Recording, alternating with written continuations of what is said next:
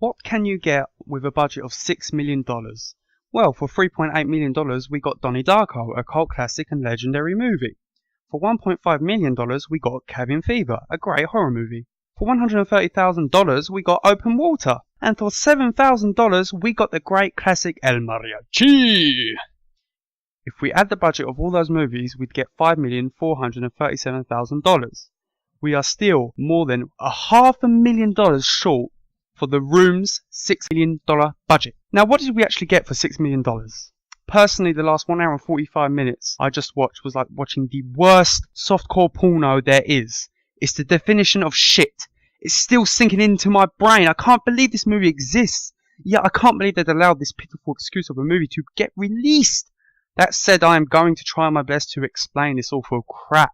The movie starts off with the opening credits that seem to be made with the very first version of Windows Movie Maker. The credits proudly show us Tommy Weasel's name scattered everywhere.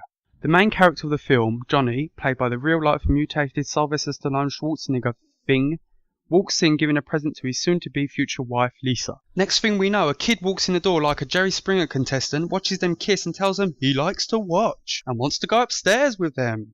Johnny says to him, 2 is great, but 3 is a crowd. Johnny and Lisa go upstairs and the kid eventually follows them, jumps on their bed.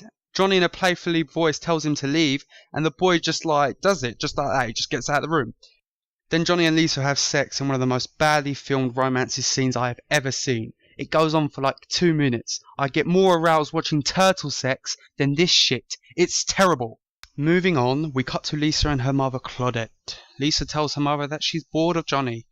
The mum literally tells her, like, don't be like that, you know, Lisa. He's a good man. He's good for you. Lisa tells her, like, no, he's not. She basically acts like this 14-year-old teenager who's like, oh no, oh my god, kill me. I don't want to live anymore. She basically acts like that. It's really annoying. You don't listen to me, mum, blah, blah, blah. Yet her mum just jumps to the conclusion that Lisa is taking her advice, but really she is not. She just basically said, again, no, I'm not taking your advice. You never listen to me, mum. But she just ignores that. It's kind of strange. Next thing we know, she calls a guy Chris, who we learn that he's Johnny's best friend in the movie. She invites him over. She calls him baby, sets candles, music and all that. When he arrives, he doesn't get that she's really horny and that basically she wants him. And here we go again with the same awkwardly humping turtle sex scene. But the way it's shot is what makes it so bad. Let's take a good erotic affair movie. Let's take, like, you know, Fatal Attraction or Unfaithful. In those movies, the way the romance scene is played out is with passion and guilt in the protagonist's eyes. But with this, we don't get none of that.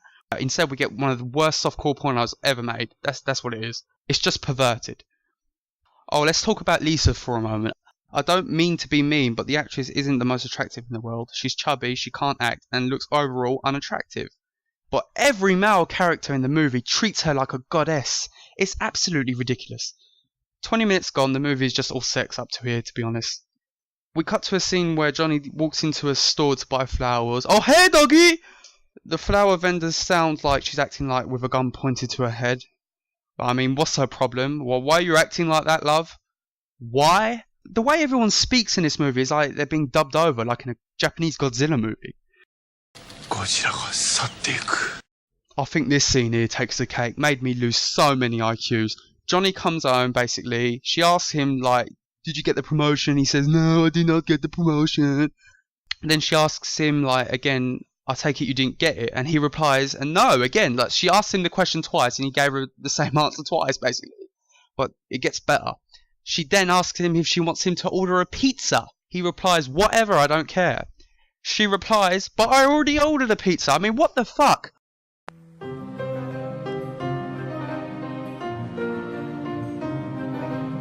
Oh, hi, babe. These are for you. Oh, thank you. They're beautiful. Did you get your promotion today? No.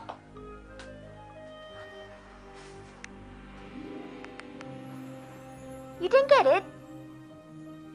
No? Should I order a pizza? I don't care. You do what you... I already ordered a pizza. Tommy Weasel's directing and writing skills make Ed Wood look like Steven Spielberg.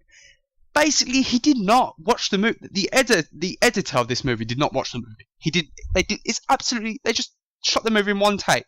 They didn't even cut out that bit. You cannot make a mistake like that in a movie. It's absolutely. It's out this world. I can't believe they actually let that scene in. Whatever. We cut to another scene. Oh yeah, this scene is absolutely wow. This scene is top class, mate. Oh. We cut to a scene where Danny's getting threatened by a drug dealer. Then, like, Chris and Johnny, they just jump out of nowhere. They fight the drug dealer off, blah, blah, blah. Lisa panics and Claudette gives Danny a lecture. Like, basically, the mum jumps in and says to him, oh, tell me what's up. What money do you owe him? What drugs are you doing? And all that. And he's like, it's okay. He's gone. And Claudette just keeps talking to him. You're not my fucking mother. That's what he writes. He just replies that back. Don't know why. It's just really badly acted. Then Johnny gives him some blah, blah, blah bullshit father figure advice. And that's it. We hear no more about the drug dealer. That's it. Absolutely pointless. Absolutely pointless. There was no reason to put this scene in the movie. It just blows my mind. Why did they put that scene in the movie? It's just a drug dealer. The drug dealer scene. The drug dealer. You never see the drug dealer again. The drug dealer's gone. Bye bye drug dealer. Bye bye scene. They basically just make up and that's it. The sets in the movie are another visual masterpiece. We get a shot of San Francisco's bridge about 4 times throughout the whole movie. They claim the rooftop where Danny had the incident with the drug dealer as their hangout spot, whatever. But what bothers me most is that with the roof, it looks like it's been green screened in the background and looks very flickery and very poorly done. Johnny and Lisa's house, which looks literally like a scrapped version of a bad sitcom set, and a brick wall which looks like was filmed during a Friends episode. When you watch The Room, you shall never look at an American football the same way ever again. It's unexplainable. One must experience the scene for itself. Hey, Peter, come on in. Oh, hey, Peter. Come on. You look good, too. Sit down.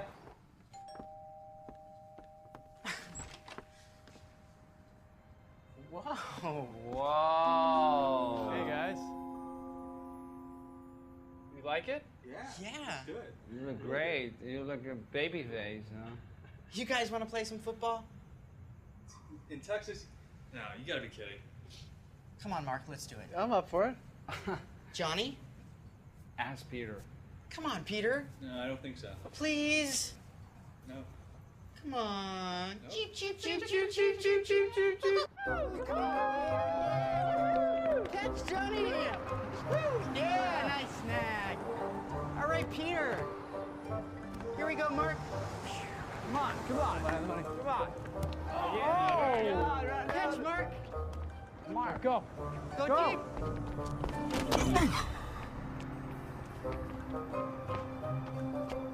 Gee, Peter, you're clumsy. All right, that's it. I'm done. Great idea, Denny. You get a scene where Johnny and Chris go into a cafe to order a drink. People order drinks, really badly done. Because basically Johnny's like a banker. That's his occupation. And Chris asks him, so what's the point of this client? Can you tell me that? And Johnny says like, oh, that's confidential. I can't tell you. But by the way, how's your sex life? And Chris is like, and all that. It's just really badly done. So, 5 sex scenes later, we fast forward to Johnny's birthday, which Lisa so happily planned. Not. Lisa is basically a spoiled bitch, but not just any spoiled bitch, she's a schizophrenic spoiled bitch. At one point she wants to tell him about the affair, then she quickly changes her mind and says, oh no, not on his birthday. Then she dances flirtily with Chris in front of Johnny. So basically she wants to tell that she's having an affair to him, but she just don't want to. So she's basically a huge schizophrenic.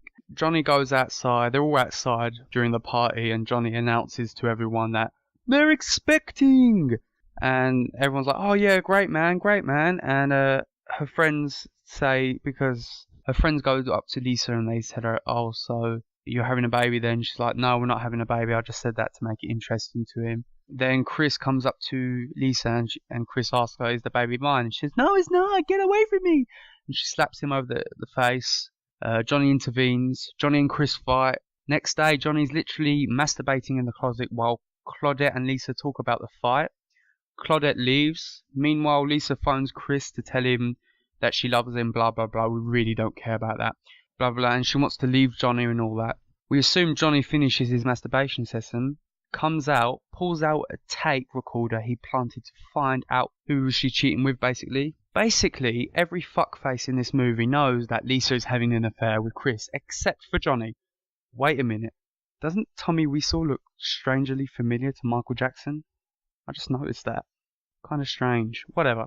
So he plays this tape, finds out she's cheating with Chris, goes mad, Lisa leaves the house, Johnny does weird things with Lisa's dress, shoots himself, Lisa and Chris go back to find his body. Come on!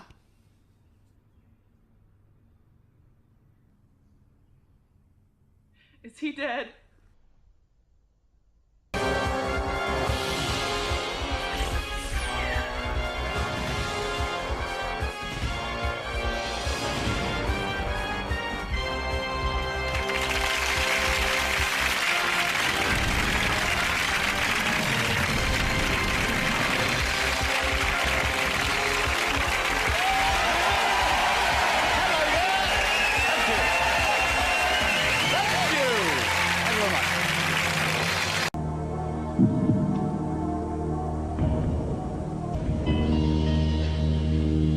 I'm so sorry.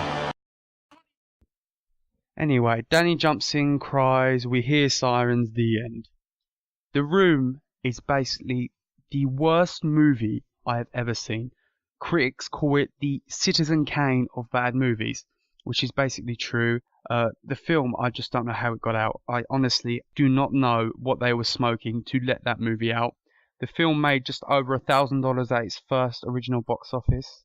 It's gotten a huge cult following for its reputation as the worst movie ever made. Tommy Wiseau has basically made this script on facts that's happened in his real life.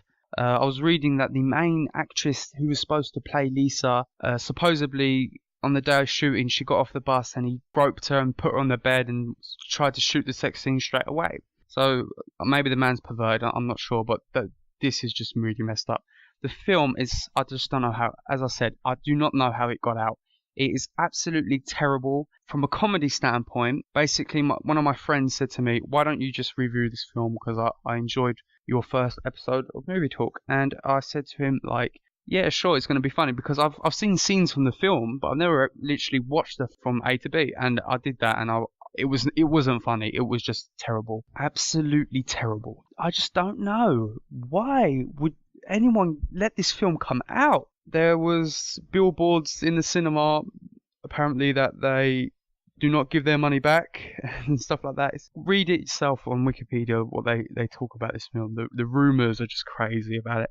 There's even video games being made of this movie, of this film, inspired with like terribly bad dialogue. Would I recommend The Room to anyone? Well, I'd recommend it for one of those cheesy laughs, because in a way, it's one of those so bad it's a good film. But is it a good film? No, it's nowhere near a good film. There's nothing that makes the film good. It just has really, really, really, everything is bad about this film. There's nothing that's good. There's nothing that is positive. There's nothing that makes this film good. It's just bad. You cannot get bad. It's just horrible. The movie is horrible, and if I had to give it a rating out of 10, it wouldn't even be on the scale. It'd probably be in the minus region, something like that. But for a so bad it's good movie, it would get 10 definitely. There are some scenes you should just experience the film from yourself. Just experience the scenes on YouTube, the funny scenes, and you'd probably laugh at it like most of us do. Anyway, that's it for my second episode of Movie Talk with Zack. I hope you enjoyed it. I had quite a lot of fun making the scenes, recreating the intro scene, as you would have saw. If you got any suggestions for me, please write them down in the comments below. Thank you for watching. Please subscribe. Until next time. You're tearing me apart, Lisa!